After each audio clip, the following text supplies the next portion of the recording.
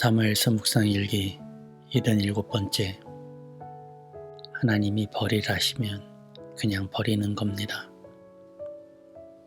사무엘상 15장 9절. 그러나 사울과 그의 군대는 아각뿐만 아니라 양떼와 소떼 가운데서도 가장 좋은 것들과 가장 기름진 짐승들과 어린 양들과 좋은 것들은 무엇이든지 모두 아깝게 여겨 진멸하지 않고 다만 쓸모없고 값없는 것들만 골라서 진멸하였다.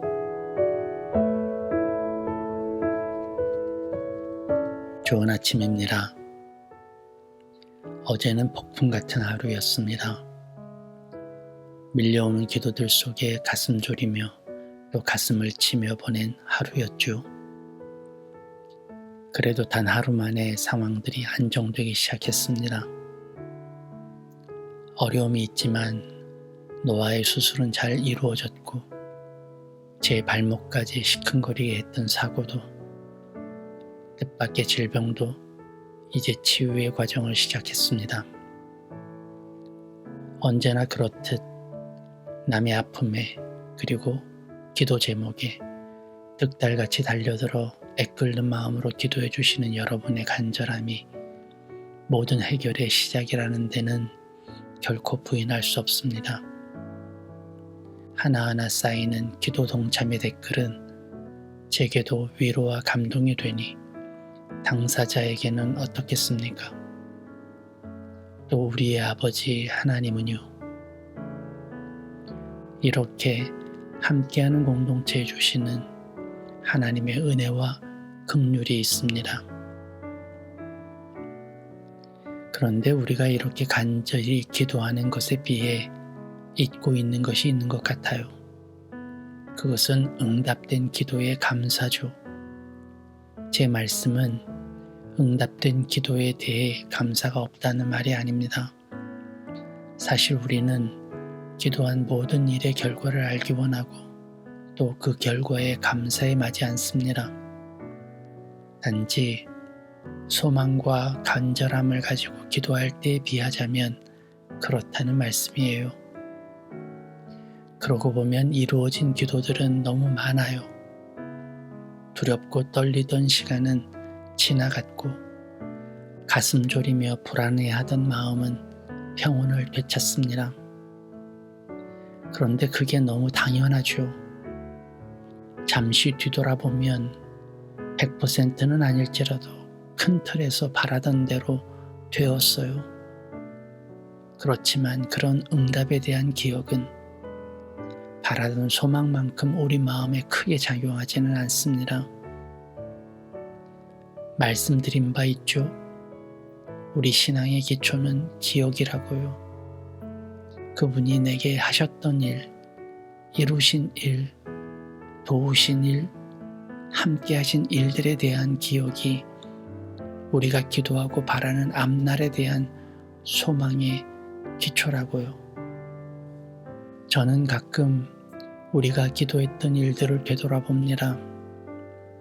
아픈 이들을 위한 기도는 물론 원하고 바라던 일들에 대한 기도들이 그야말로 온전히 이루어졌음을 기억해요. 물론 그때는 알지 못했으나 지나고 보니 더욱 큰 그림으로 임하신 하나님의 계획도 있었죠. 그러니 어찌 기도하지 않을 수 있겠습니까? 그러니 어찌 함께 기도의 제목을 나누고 같이 기도하지 않을 수 있겠어요? 우리의 중보기도는 그렇게 쌓여서 바로 나의 기도가 됩니다. 남을 위해 함께한 여러분의 기도는 마침내 나를 위한 기도가 될 테니까요. 강의 설교로 유명하신 존 메가더 목사님의 책 예배에는 이런 예화가 나옵니다. 어떤 목동이 하나님께 제물을 드리려고 살찌고 튼실한 양 2마리 가운데 1마리를 고르려고 고심하고 있었답니다. 그런데 마침 그중 더 크고 튼실한 양이 다리가 부러지고 말았어요.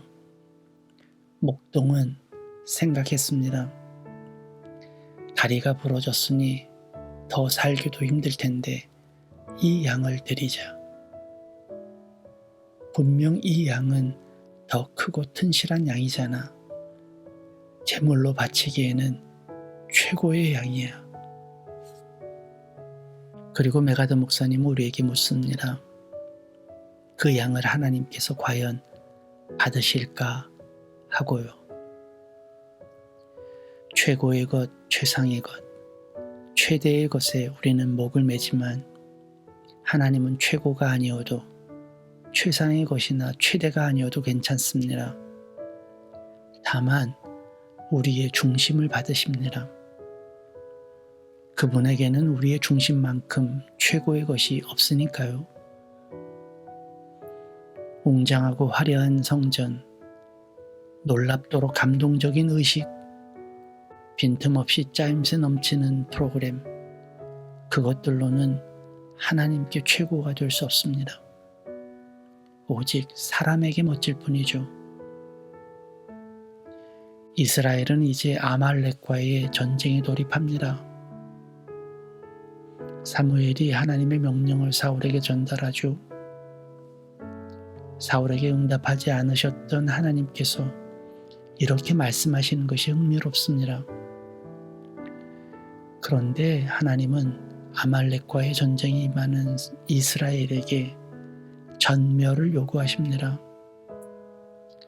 이 명령은 잔혹하리만큼 거칩니다. 남녀노소를 막론하고 무조건 죽이라는 명령이니까요. 이런 구절들은 구약에 수없이 등장합니다. 이를 읽는 독자들은 구약의 하나님에 대해 부정적인 시선을 가질 때가 있죠. 저는 이 장면을 조금 다르게 바라볼 필요가 있다고 생각합니다. 마치 우리 안에 퍼져오르는 악한 영향력과 같은 것으로 말이죠. 우리의 마음이 상하면 모든 말들이 비틀려 들리는 것을 우리는 경험하게 되죠. 내 안에 조그마한 거리낌이 있으면 행동이 부자연스러워집니다. 그래서 악한 것은 조금도 남기지 않는 것이 좋습니다. 아무리 작아도 씨앗은 자라나기 때문이죠. 어쩌면 이 명령은 이스라엘에게 그것을 가르쳐 주시는 것일지도 모릅니다. 이런 해석이 가능한 이유는 이어지는 사울의 모습 때문입니다. 사울은 아말렉 왕 아각을 살려줍니다. 왜 그랬을까요? 정치적으로 이용할 이유가 있었을까요? 아니면 왕끼리 대우를 해주는 것일까요? 뿐만 아니라 자신이 생각하기에 아깝다 여기는 것들은 골라서 취했습니다. 마치 이것쯤이야 하는 마음으로 아까운 것과 하찮은 것을 구분합니다. 이런 모습은 전쟁을 치르지 않은 우리에게서도 수없이 볼 수 있죠. 나 하나쯤이야 에서부터 이런 것은 괜찮겠지, 이 정도는 괜찮을 거야 등 수없이 우리가 판단하고 허용하는 일들이 있죠. 은혜 받고 주님께 헌신을 다짐한 후 내 안에 문제들을 정리하는 그 순간에 우리는 어김없이 이런 말들을 내뱉게 되죠. 내가 아까워하는 것이 하나님께는 보잘것없는 것이기도 하고, 내가 쓸모없고 값없이 여기는 것이 하나님께는 소중한 것이 될 수도 있습니다. 작다고 부끄러워할 이유도, 크다고 우쭐댈 이유도 없는 것이 그 때문입니다. 내 중심이 하나님께 있으면 그것이 하나님께는 최고, 최상, 최대의 것이 됩니다. 아까워하지 마시고 버리세요.